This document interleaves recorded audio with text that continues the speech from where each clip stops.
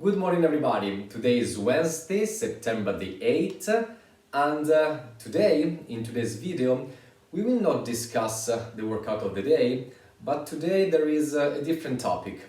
So the title of this video could be the importance of accessory work for adaptive athletes, but also use it or lose it. So follow me. When we talk about impairments, we may have two different types of impairments, temporary ones and permanent ones. When we think about a temporary impairment, is something that will heal. So maybe I broke a bone. I broke my wrist, my ulna, a leg, okay? And if we think about permanent impairments, we have something that we have a permanent condition. Maybe an amputation.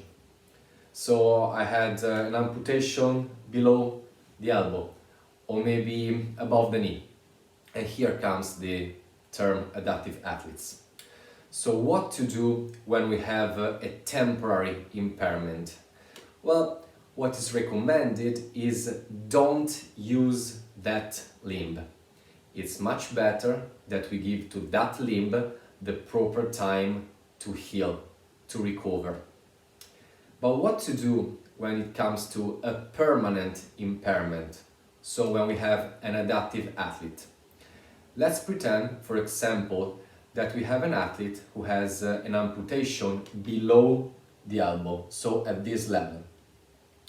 And we have the workout frame, 21, 15, 9 repetitions for time of thrusters and pull-ups.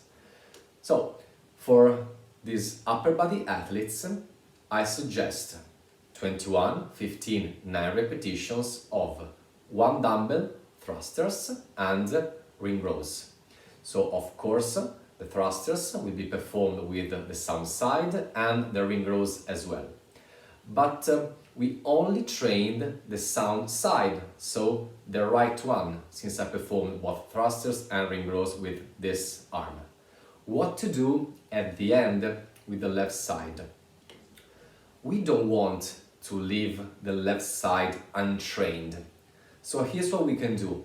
At the end of the workout, without going for time, we can do an accessory work.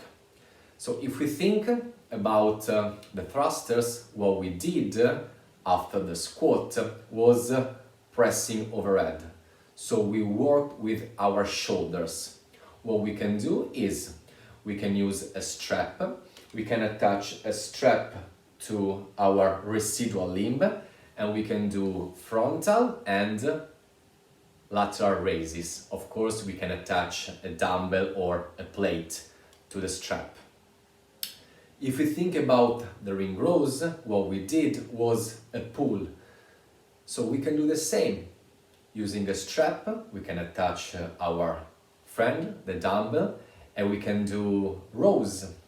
We can also use a band. We can attach the band to the rig and we can do scapular retractions.